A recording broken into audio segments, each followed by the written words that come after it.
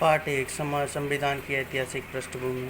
भारत देश में ब्रिटिश 1600 ईस्वी में ईस्ट इंडिया कंपनी के रूप में व्यापार करने आए।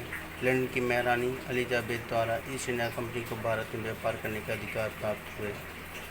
बक्सर की लड़ाई 1764 में अंग्रेजों का युद्ध बंगाल के नवाब मीर कासिम, अवध के नवाब शुजाउद्दौला और मुगल बादशाह आलम द्वितीय की संयुक्त सेना के साथ हुआ। इस युद्ध में अंग्रेजों की जीत हुई और 1765 में मुगल बादशाह द्वारा पश्चिम बंगाल, बिहार, झारखंड, उड़ीसा और बांग्लादेश की दीवानी अंग्रेजों को प्राप्त हुई। इसके तहत भारत में ईस्ट इंडिया कंपनी को क्षेत्रीय शक्ति प्राप्त हो गई। अब हम देखते हैं कि अंग्रेजों द्वारा भारत में शासन किस प्रकार हुआ। अंग्रेजों द्वारा भारत में शासन दो प्रकार से हुआ। पहला, कंपनी का शासन 1773 से 1858 तक।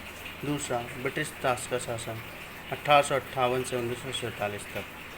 तो आइए पहले जानते हैं कंपनी के शासन के बारे में। कंपनी के शासन द्वारा बनाए गए कुछ कानून इस प्रकार हैं, जिसमें पहला है 1773 का रेगुलेटिंग एक्ट। इसके अंतर्गत भारत में कंपनी के कार्यों को नियमित और नियंत्रित करने की दिशा में पहला कदम उठाया गया। भारत में पहली बार कंपनी को प्रशासनिक और राजनीतिक मान्यता प्राप्त हुई। भारत में केंद्रीय प्रशासन की नींव रखी गई। बंगाल के गवर्नर को बंगाल का गवर्नर जनरल बनाया गया और उनका नाम था लॉर्ड वारेन हेस्टिंग्स। मद्रास और बम्बई के गवर्नर बंगाल के गवर्नर जनरल के अधीन हो गए। बंगाल के प्रथम governor general Lord Warren Hastings बने। कलकत्ता में 1774 में एक उच्चतम न्यायालय की स्थापना की गई। सर एलिजा एम्पे इसके प्रथम मुख्य न्यायाधीश थे। ब्रिटिश सरकार का कोर्ट ऑफ डायरेक्टर्स के माध्यम से कंपनी को भारत के राजस्व, नागरिक और सैन्य मामलों की जानकारी ब्रिटिश सरकार को देना आवश्यक कर दिया गया।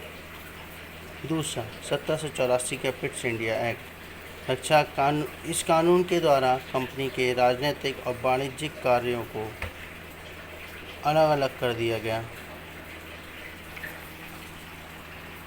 व्यापारिक मामलों को निदेशक मंडल तथा राजनीतिक मामलों के लिए नियंत्रण बोर्ड की स्थापना की गई।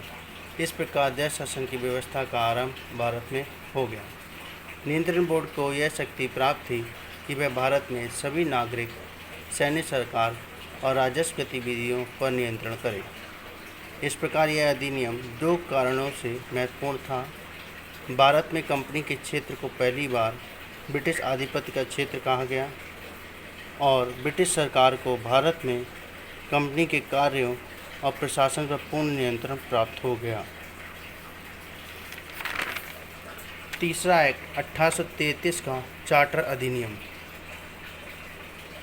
इस कानून के तहत बंगाल के गवर्नर जनरल को भारत का गवर्नर जनरल बना दिया गया। लॉर्ड विलियम बेंटिक भारत के पहले गवर्नर जनरल थे। पहली बार ऐसी सरकार का निर्माण किया गया जिसका भारतीय क्षेत्र पर पूर्ण नियंत्रण हो गया। भारत के गवर्नर जनरल को पूरे भारत की विधायिका के अधिकार मिल गए।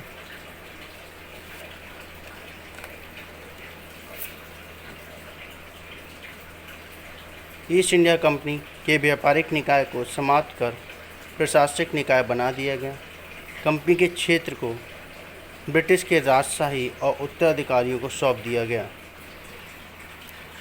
इस एक्ट में सिविल सेवकों के चयन के लिए खुली प्रतियोगिता का आयोजन शुरू किया गया और किसी भी भारतीय को पद, कार्यालय या रोजगार में वंचित नहीं रखा जाएगा, ऐसे निर्देश दिए गए।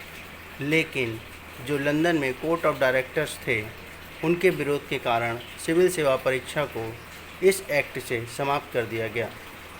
अब चौथा देखते हैं 1853 का चार्टर अधिनियम। गवर्नर जनरल की परिषद के विधायी एवं प्रशासनिक कार्यों को अलग अलग कर दिया गया। गवर्नर जनरल के लिए नई विधान परिषद का गठन किया गया, जिसे भारतीय विधान परिषद कहा गया। विधायिका को पहली बार सरकार के कार्य के रूप में जाना गया। इस अधिनियम के तहत भारत में सिविल सेवकों की भर्ती हेतु खुली प्रतियोगिता का शुभारंभ किया गया। 1854 में सिविल सेवा के लिए मैकाले समिति बनाई गई, जिसके प्रमुख सचिव थे लॉर्ड मैकाले, जो कि लॉर्ड विलियम बेंटिक के प्रमुख सचिव थे। प्रथम बार भारतीय केंद्रीय विधान परिषद में स्थानीय प्रतिनिधित्व प्रारंभ किया गया। गवर्नर जनरल की परिषद में 6 नए सदस्यों में से 4 का चुनाव बंगाल, मद्रास, बम्बई और आगरा की प्रांतीय सरकारों द्वारा किया गया।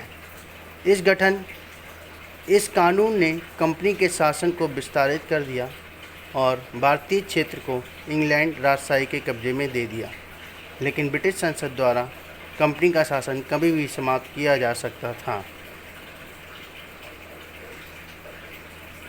तो हमने जाना कि ईस्ट इंडिया कंपनी के तहत भारत में शासन किस प्रकार हुआ। अब अगले अध्याय में हम पढ़ेंगे